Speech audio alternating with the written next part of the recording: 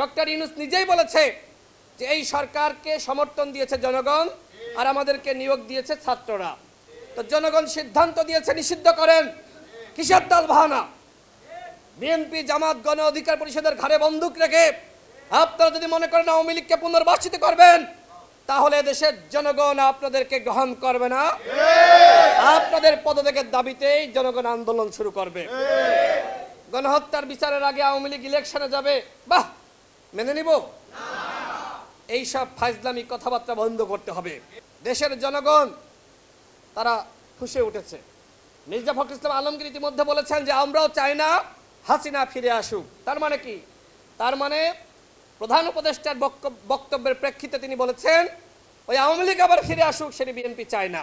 কথা স্পষ্ট, বাংলাদেশে কেউ আওয়ামী লীগকে আর চায় না, বাংলাদেশে কেউ আর জাতীয় পার্টিকে চায় না, বাংলাদেশে কেউ আর রাশেদ খান মেনন আর হাসানুল হক ইনু এদেরকে চায় না।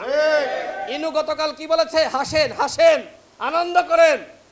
কত বড় ফাজিল! এতগুলো মানুষকে হত্যা করলো, হত্যার মাস্টার মাইন্ড, আর ও মানুষকে হাসতে বলে। কালকে জনগণ কোথায় ছিল? ওরা তো ডিম মারা দরকার ছিল, দরকার ছিল না? এই কথা বলার পরে ওরা ডিম নিক্ষেপ করা দরকার ছিল, জুতা নিক্ষেপ করা দরকার ছিল। ও কিভাবে এই কথা বলে? সচিবালয়ের কর্মকর্তারা সরকারের কথা শুনছে না। প্রত্যেকটা জায়গায় আমরা দেখছি সরকারের কথা কেউ শুনছে না। সরকারের ব্যর্থতা ব্যর্থতা এবং ব্যর্থতা।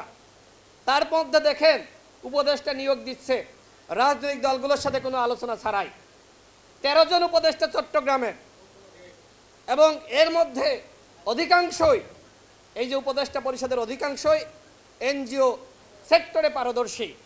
আমার কথা হলো যে বিপ্লবী সরকার আপনারা গঠন করলেন, তো বিপ্লবের লক্ষ্যই ওই ছাত্র 3 জন ছাড়া আর 2-1 জন উপদেষ্টা, আসিফ নজরুল স্যার, তিনি ছাড়া বিপ্লবের পক্ষের শক্তি কই? মুজিব বন্দনা যারা করেছে তাদেরকে আজকে উপদেষ্টা বানানো হয়েছে। আপনাদের মধ্যে বিপ্লবের চেতনা আমরা লক্ষ্য করছি না। এই সরকারের মধ্যে আমরা আসলে বিপ্লবী চেতনা আমরা লক্ষ্য করছি না। আমরা দেখছি যে এই সরকার বিপ্লবী চেতনা থেকে দূরে সরে গিয়ে এই সরকার আজকে সুশীল সরকার হয়েছে। এই সুশীল সরকার আর সুশীলগিরি সেটি দেশের জনগণ মানবে না।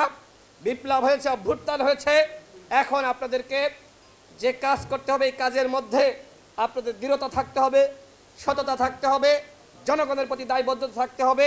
যা মন চায় তাই করবেন, রাজনৈতিক দলগুলোকে উপেক্ষিত করে সিদ্ধান্ত নেবেন, সেটিকে আপনারা মানবেন? আপনারা যে সিদ্ধান্ত নিচ্ছেন সেই সিদ্ধান্তগুলো জনগণের সাথে আলোচনা করে, রাজনৈতিক দলগুলোর সাথে আলোচনা করে নিতে হবে। এর বাইরে সিদ্ধান্ত নিলে আমরা মানব না।